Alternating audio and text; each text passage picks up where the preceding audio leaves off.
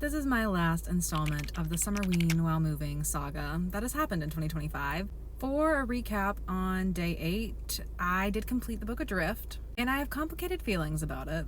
I'm not quite sure how I want to rate this book. This is a survival thriller. It begins with this woman waking up in the middle of the water on a boat, and she has complete amnesia, remembers nothing about herself, and finds a note that says, you need to do this to survive. Like, you just gotta go on, try not to be found by anyone, good luck. And then it's a very meandering story. I never quite knew where it was going to go, which I enjoyed for like the first half as the story was building because it was unpredictable. But then once we got to the second half, I was like, is the story ever going to go anywhere? It kind of went in a direction that I didn't expect it to go. It spent a lot of time on things that I didn't expect it to spend as much time on, I guess. I like that it was a story about climate change, and I like the reveal, but I'm not sure. I don't know. It just almost didn't feel like a thriller to me.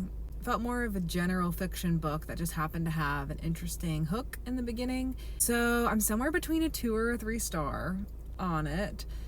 Which is not how I thought it was going to go. When I started the book, I was really enjoying it, but it just didn't quite have the arc that I thought it would have. That was it. That's all I read for day 8, was just finishing that book, and then I finished up packing for my move. I'm glad that I still was able to participate in Summerween and that I did it this way with these daily updates, something really different from what I've ever done before, but it was a fun way to still be involved during the event instead of doing it like in advance a week before and adjusting the dates for myself. I'm glad I did it when everyone else was doing it, so I can watch everyone's vlogs and see everyone's posts and see what they're reading and just feel really engaged in everything that's going on. I think that I didn't have a book above a 3 star for Summerween, which is fine. I did get through a lot of things. I picked up some things and DNF'd them, like The Bewitching. I got a little bit into. I don't think I'll be continuing that one. Wrecked, I started that one, and I just didn't end up continuing with it. I might later, I might not, I don't know. I finished The Turnglass, which I didn't love. I do have a full video coming about that book very soon. Night Watcher, which I had a good time with, but ended up being a 3 star. We Don't Talk About Carol, also had a good time with, also was a 3 star. And then Adrift, had a good time with, is somewhere between a 2 or a 3 star. But I was having fun with everything I was reading this week, even though nothing hit that 4 or 5 star mark. If you participated in Summerween, I hope you had a great time. Let me know in the comments how the readathon went for you. And I will already eagerly be anticipating next summer to do it all again.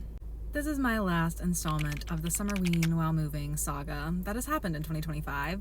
For a recap, on day 8, I did complete the book Adrift, and I have complicated feelings about it.